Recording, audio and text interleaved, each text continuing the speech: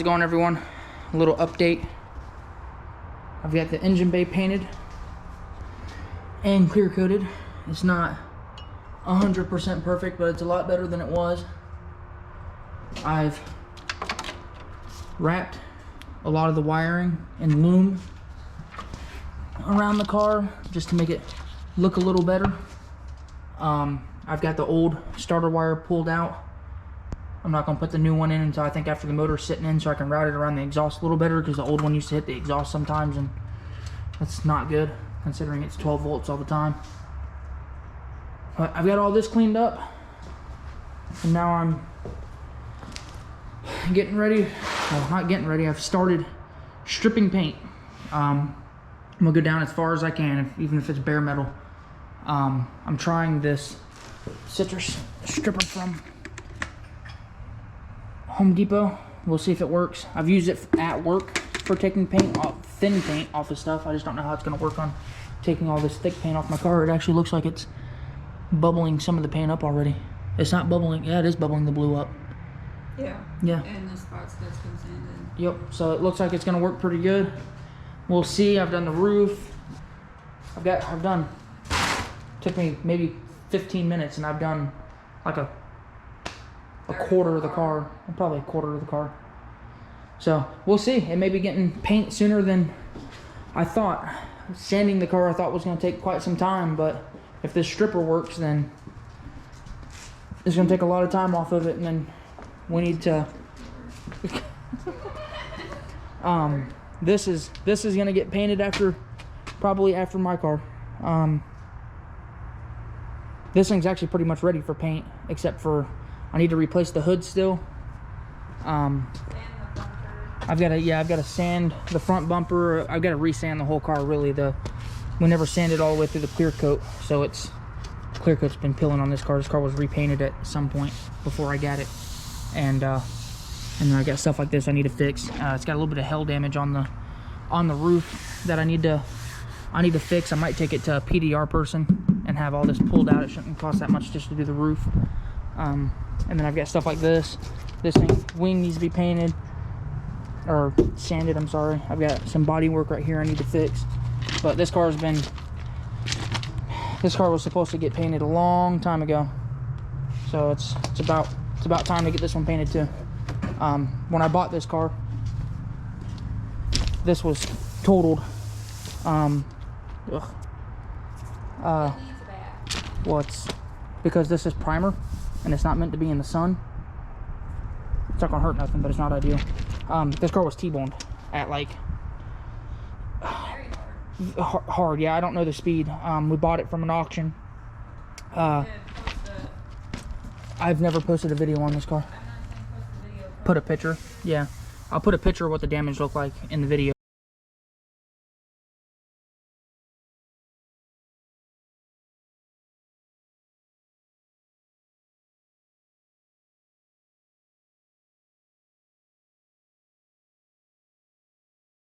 But yeah, this was totaled. This was caved in. The door was caved in. Everything in here was and you can actually still see some of the damage. I didn't get it perfect, but you can see how that's caved in right there.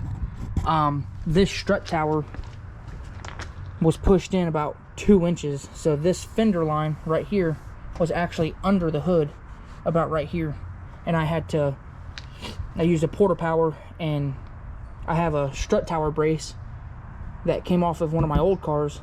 So I just bolted it to the other side and pushed this side out until it lined up with the strut tower brace. And I know if it lines up with the strut tower brace, it's close to factory spec. It drives straight. It doesn't eat tires, nothing like that. But when they picked it up with the forklift, they damaged the hood. And these hoods are expensive. Unless you can, yeah, you can get them cheap from the U-Pull-It, but 9 times out of 10, because they're so expensive, they're gone from the U-Pull-It by the time they get there. But it's got new headlights, new blinkers, all sorts of new stuff on it. I've got a set of front tires to put on it, 18-inch front tires that semi-match the back tires. These back tires, the ones off my 2010. Good God, it doesn't need to be cleaned. But yeah, this car's coming together slowly. That's my wife's, well, was my wife's everyday driver, but she's got an F-150 she drives now, but it's got a blown tire, so it's the one that's sitting on my trailer.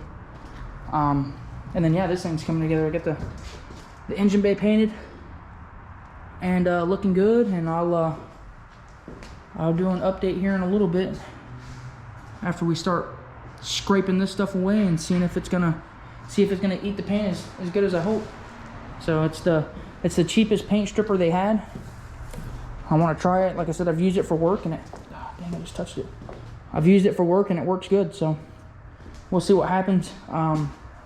Just telling y'all that I had lapped a, whoops.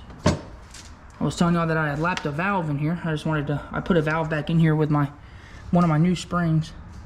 I got another set of valves on the way, but I just wanted to show y'all how good it actually looks. I can't believe that this isn't all damaged. I got so lucky.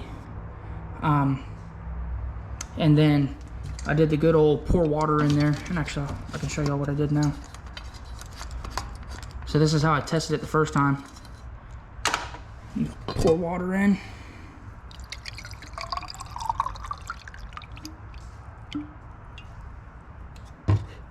So it's completely full. I let it sit overnight, and not a speck of water came out. And then I also, like I said before, I had a plate that I put on here. I used silicone. I put on here, drilled a hole in it, and used actually a tire valve. Pulled one of the rubber ones, pulled it through the hole, put a little bit of with the water in here, put a little bit of pressure in it, and it still didn't leak. So I think I've got it sealed up pretty well. And like I said, that was with a real quick lap job with metal grinding compound. I used the coarse first, the fine after, and it polished up just fine, and I couldn't see any low spots on the seat.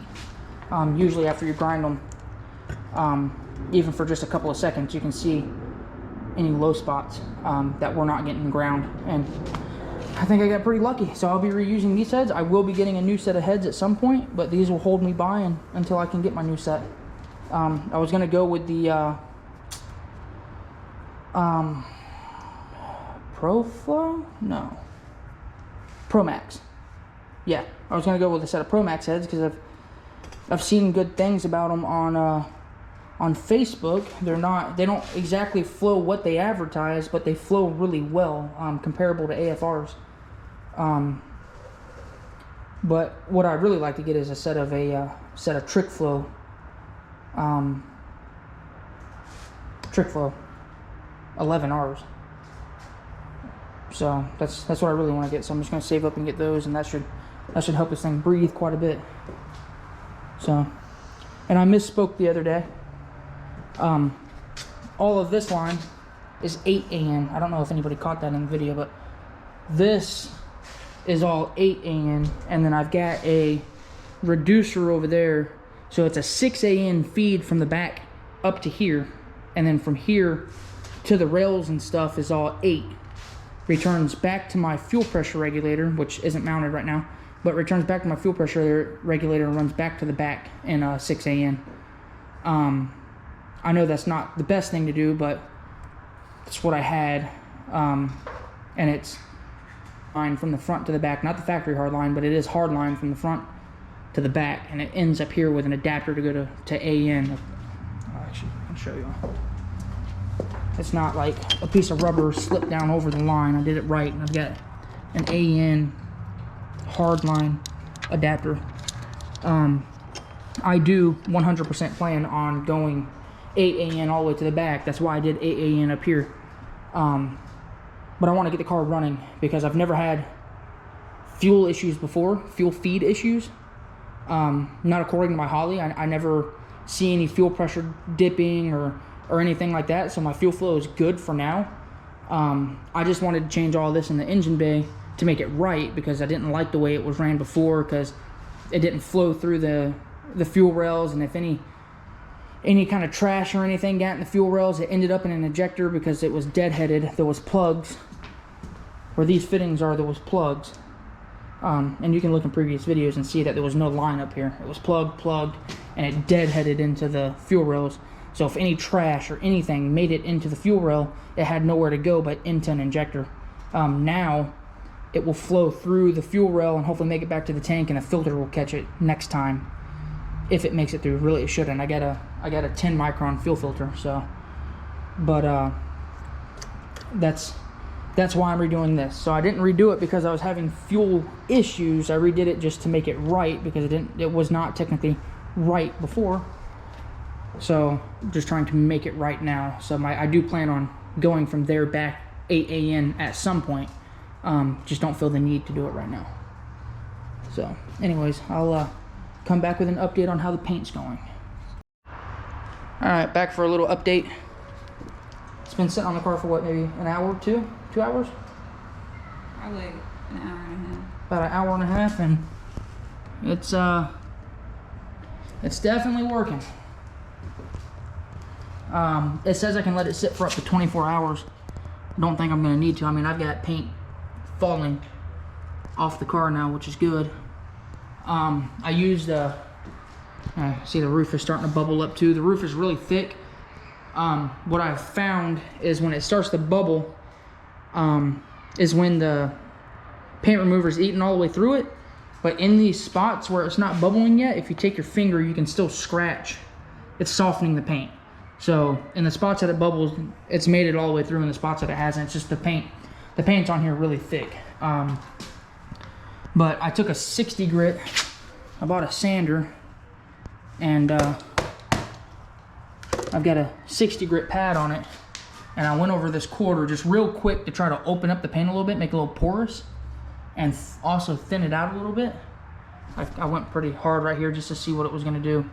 But I want to see if I just do a quick sanding like back here, if I just do a quick sanding and then put the remover on, I want to see if it eats through it faster. I'm going to go over the whole car after it's done stripped. I've got to sand, because obviously this isn't going to come out probably smooth. There's going to be specks of paint and stuff left. So I'm going to have to sand the whole car anyways, but I'm probably going to sand it with like 300 or 400 grit, or maybe even 600. So we'll see. I've got 120 to rough sand everything. So the whole car will be sanded in 120. Probably going to end up sanding the whole car on 60. If it works any faster. If the paint remover doesn't work any faster, it's just a waste of time. Which I have a feeling it's going to. But yeah, this is where I'm at so far. I'm gonna go online tonight and look at paint. So I was thinking about, because I have this, so this is the paint that I used. Get this out of the way. This is the paint that I used last time. Oh wow, I still have a bunch of primer. I have a bunch of primer left. Well, maybe I don't need to buy any primer. I got a bunch of primer. I still got no hardener. The hardener's hard. But this is the paint that I used last time. Love the color. Absolutely love the color. You can actually see what color it should have been. It was a lot darker blue. The sun faded it. But I have the clear coat. Lacquer clear coat. To put over it, and just never got around to it. So I'm thinking maybe this time I prime with this, because I get a lot more of it than I thought I did. I need to buy some more hardener and reducer. But I'm thinking I prime with this. I'll clear. Maybe I just buy some more of this blue. There's still a lot in here. Not enough for the car, but I can buy one more gallon of this blue, mix the two blues together to make sure they're the same color, and then not put it on so thick this time and clear coat it. And maybe, because that's what happened last time, is one, my undercoat was not good enough. If the undercoat was good enough, this paint would have stuck a lot better, not peeled off up here like I showed y'all, or like it's doing over here, where the top coat is peeling. Nothing chipped this. It's just, I mean, you can peel it with your fingernails. So that's part of the problem. Yes, I do have chips. I have dropped stuff on it. But yeah, You get like it's coming off in the corners, and then it's just peeling off of this. So part of the issue was base. The base was not. Ooh, it's pulling over here already. The base just wasn't good enough. I didn't get enough of the old paint off. Maybe it didn't mix very well. You're supposed to allow 24 hours of dry time between coats on this stuff, and I was short on time and wasn't able to do that because I had to travel. So I put the blue on the primer while the primer wasn't completely hard, and then I also sprayed the blue on really thick, which I'm now regretting because that could also be why it's peeling and chipping. And actually, the primer coat looks like it stuck pretty well. It's the blue coat that's peeling off. Yeah. But either way, I've done test areas on the car. Like I did a test area on the roof on that side where I just used a cheap clear coat and wet sanded and buffed it really good. Well, not buffed it, but I wet sanded it with like 1000 grit, made it really smooth, and just did a test clear coat spot. And it looked really good. It looked really, really good. And it also, the clear coat's very hard. It's got UV protectants in it. It's very hard, so it makes the paint hold up better. So I'm thinking maybe that's what I'm gonna do this time. And I actually have somewhere not far from here that sells this paint. So maybe that's what I'm gonna do.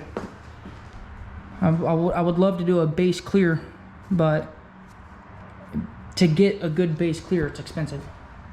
And I know that this stuff actually holds up really well if it's done correctly. So maybe this time I just I'll have more time this time. I think I can actually allow the 24 hours between coats for it to dry. And if I go back with the same color, I don't want to touch my door handle. But I've done all of my door jambs and stuff, which I'm gonna have to redo because you can see it's peeling there. I've gotten some paint remover on the inside, but I'll redo all the door jambs and actually clear them this time. So I won't have to sand the inside of the door jambs and stuff quite as much. So we'll see. There's a little update on progress. I'll get the camera rolling back again when I've done a little bit more. How's it going, guys? So this is where we've gotten so far. We've scraped a lot of the car. We've applied more. Not 100% sure what's going on with the roof. It's not really eating at the roof very well, but I mean it is bubbling it. So we scraped some off. As you can see, we've scraped. It's doing pretty good. It's eating right through it. So we've done all this. It's like 8 o'clock now, so we're headed inside for the night. But I sanded down the whole passenger side before we put any on it, and you can see it's already bubbling the paint up. So it's looking good there. It's looking good all the way down the side. It is peeling the roof on this side. I've applied more and spun it on. This paint's super thick up here. Not a big deal. My plan is we're scrape the whole car, get everything off, and then whatever doesn't come off, I'm gonna sand it, because the 60 grit sandpaper, I mean, it took me maybe 30 minutes to do this whole side of the car, and you see it's eating it up. So, but we got that. I gotta do the hatch and everything. I've gotta do some fiberglass work on this here, and then right here, I'm thinking about deleting this light. I'm not 100% sure. I might just try to buy a new wing, to be honest. I'm not super crazy about this style of wing. Gotta do the back bumper, the front bumper. But yeah, that's the update. So it's looking like it's not gonna take very long, to be honest. This thing may be painted in the next few weeks. We'll see. I do have some self-etching primer, so anywhere where I see metal, we'll get self-etching primer on it. But yeah, that's it for this video. I'll update you all the next one.